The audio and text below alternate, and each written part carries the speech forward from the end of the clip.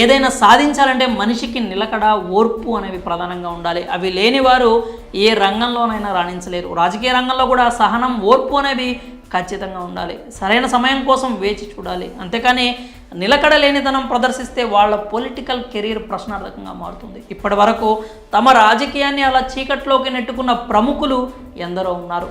తాజాగా వారి జాబితాలోకి జనసేన అధినేత పవన్ కళ్యాణ్, ఆయన సోదరుడు నాగబాబు చేరబోతున్నారనే టాక్ పొలిటికల్ సర్కిల్లో వైరల్ అవుతోంది. జనసేన పార్టీలో పవన్ కళ్యాణ్ తర్వాత ప్రధాన నాయకులు నాదెండ్ల మనోహర్, నాగబాబు. ఇటీవల ప్రకటించిన టీడీపీ జనసేన ఉమ్మడి అభ్యర్థుల జాబితాలో నాదెండ్ల మనోహర్ పేరును ప్రకటించారు. ఆయన తెనాలి నుంచి పోటీ చేస్తున్నట్లు పవన్ కళ్యాణ్ ప్రకటించారు. అయితే తాను ఎక్కడి నుంచి పోటీ చేస్తున్నారో మాత్రం చెప్పలేదు. భీమవరం, అనకాపల్లి, గాజువాక ఇలా పలు నియోజకవర్గాల పేర్లు వినిపిస్తున్నాయి. ఇలా పవన్ కళ్యాణ్ వ్యవహారం చూసిన వారికి పవన్ మాటల్లోనే కాదు చేతల్లో కూడా క్లారిటీ లేదు అని అభిప్రాయపడుతున్నారు. ఇక ఆయనకు తోడుగా సోదరుడు నాగబాబు కూడా వచ్చి చేరుతున్నారు. అనకాపల్లి పార్లమెంట్ స్థానం నుంచి నాగబాబు పోటీ చేస్తున్నట్లు ప్రచారం సాగింది. అందుకు తగినట్లే నాగబాబు కూడా అనకాపల్లి పరిధిలో పర్యటన చేశారు. అలాగే ఇటీవల టీడీపీ జనసేన కూటమి అభ్యర్థుల జాబితా విడుదల సందర్భంగా నాగబాబు ఏపీకి వచ్చారు. అనంతపురం, అచ్యుతాపురంలో ఓ ఇల్లు తీసుకుని 4 రోజులు హడావుడి చేశారు. సమీక్షల పేరుతో తెగ హడావుడి చేశారు. ఈ క్రమంలో అనకాపల్లిలో సర్వేలు కూడా చేయించుకున్నట్టు తెలుస్తోంది. ఇక ఆ సర్వేలో నాగబాబుకు ప్రతికూల ఫలితాలు వచ్చాయనంట.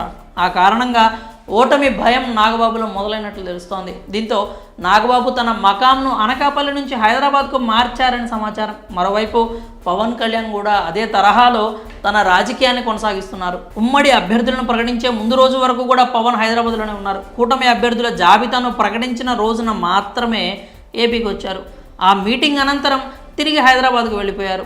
ఎన్నికలు సమీపిస్తున్న వేళ అభ్యర్థుల విషయంపై కసరత్తు చేయకుండా అలా హైదరాబాద్ వెళ్ళిపోవడం అందరినీ ఆశ్చర్యానికి గురి చేసింది. ముఖ్యంగా తాను ఎక్కడి నుంచి పోటీ చేస్తున్న విషయం కూడా ఆయన చెప్పలేదు. ఇలాంటి నేతల ఏపీ ప్రజల బాగు కోరేది అంటూ పలువురు నెటిజన్స్ ఆగ్రహం వ్యక్తం చేస్తున్నారు. మొత్తంగా జనసేన అధ్యక్షుడు పవన్ కళ్యాణ్, ఆయన సోదరుడు నాగబాబు ఇద్దరూ ఒక్కటే అనిపించుకున్నారు. ఇద్దరూ పార్ట్ టైం పొలిటీషియన్స్ అని మరోసారి రుజువు చేసుకున్నారనే టాక్ వినిపిస్తోంది.